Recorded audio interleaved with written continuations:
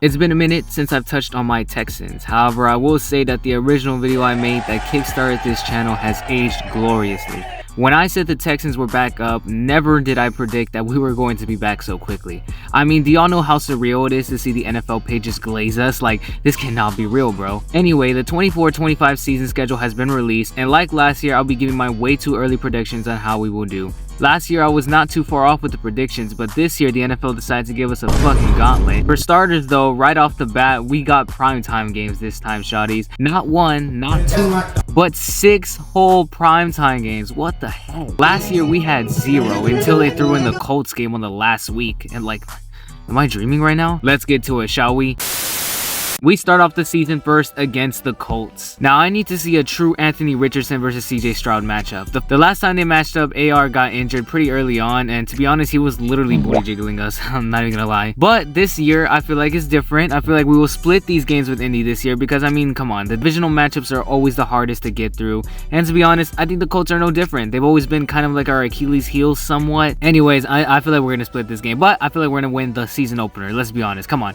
Come on now. Next up, we got the Chicago Bears on Sunday Night Football. Let's go. A primetime game. CJ versus Caleb. Let's not sleep on the Bears now. They've taken this time sucking booty to methodically plan out their roster and build it back up. This time with Caleb Williams leading the helm. Now, I love Caleb Williams, but come on. Now, we got to take rookie jitters into account, right? I mean, this is on primetime stage. I mean, CJ didn't really have that rookie jitters, you know, but I don't know. Could Caleb truly be the next CJ? Who knows? But to be honest, I'm giving this one to my Pookie because he played lights out last time he was on primetime. Oh my goodness, I'm very excited. Vikings have Justin Jefferson.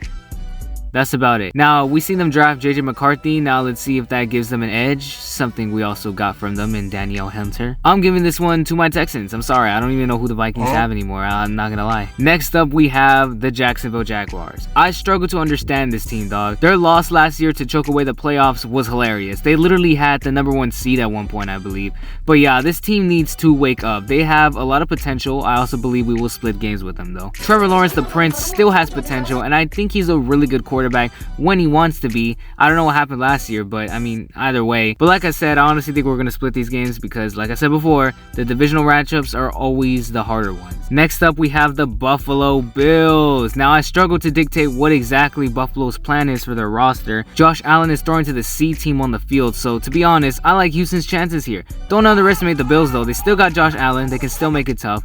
This year might be their hardest year, though, because I have no idea who the hell they're throwing to. I'm going to give this one to the Texans. Now, the Patriots are definitely in rebuild mode. Let's not get that twisted. They just drafted Drake May, and to be honest, I really don't know what to expect from this team. However, I feel like they're in a rebuild, so I'm honestly going to give this to the Texans. Please, Drake, please do not let the Patriots become relevant again. Please do not do this. Please, we've had enough of that. Next up, we got the Packers. I'm just saying, a Packers versus Texans Super Bowl would feed families. I slept on Jordan Love heavily last season. Then all of a sudden, this dude just started popping off. Then I see him make an absolute joke of the Cowboys in the playoffs. I couldn't believe what I was seeing with my eyes. This will be an extremely close game, but I honestly think my Texans can pull it off. I'm sorry. I think CJ Stroud is just a little bit better. I'm sorry. Next up, we have the Colts again, and like I said, we're gonna split these games. We may win the first one, but I think this time AR is gonna be like, you know what? I've had enough of this, and probably whoop the shit out of us. I don't know. There's always those 1 or 2 games, you know what I'm saying, that make you question your team for a second, but I don't know. I think we'll be fine. We may lose this game, but I think we'll be fine.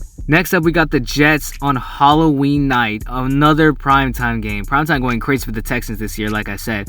Hopefully Aaron Rodgers lasts longer than, 30 seconds, because to be honest, he's the one that makes or breaks this team. Fix that turf, MetLife, please, because we are visiting that area again, and I swear, if CJ Pookie gets injured again, I am gonna sue MetLife myself. I mean, we still got booty jiggled last time by Zach Wilson, but I don't know. It was bad weather, guys. I'm gonna give this one to the Jets just to be nice, but they better fix that turf because, oh my gosh, like I said, I'm gonna sue them. Another primetime game, this time against the Lions. Texans and Lions are decent teams at the same time, and they're on primetime. What a world we live in. I love what the Lions have done, and honestly, Dan Campbell is my favorite coach, not named D'Amico Ryan. They pose a huge threat, and honestly, I think we will choose this game to fold. There's always those games, like I said, you know what I mean? No team is perfect, not even my Texans. I feel like we can take the L on this one. And then we have the Cowboys. Well. 3 back-to back-to-back-to-back primetime games. Are we living in reality right now? Cowboys have stayed trying to be delusional, insisting they are still America's team. However, we might be at a new point where they can't even be considered the team of Texas. Ever since their latest episode of choking in the playoffs, I cannot take this team seriously anymore. They were already kinda silly when they lost last year. And the year before. But this past year was just cinema. You can't make this shit up, guys. Anyways, I trust CJ and crew to make a joke of our older brother. They need to humble themselves. We will see on Monday night national stage. Micah and CJ may be besties now, but don't expect them to be friends on the field. Overall, I think it's going to be a very close game, but Texans will get this one. Then we face the Titans. Mayonnaise Coffee Man is at the helm for the Titans. I think we got both games, and I dare Tennessee to troll and put on the Oiler uniform. See what happens, Tennessee. No, but seriously, I think we got both games. I think, you know what I mean, Will Levis and them, you know, they're okay, but honestly, I still think they're kind of getting their stuff figured out. Then we have the Jaguars. I feel like we're gonna maybe win this one. I don't know. We'll win one of them. I don't know. Like I said, we're gonna split these games. Then we have our bye week, and yeah.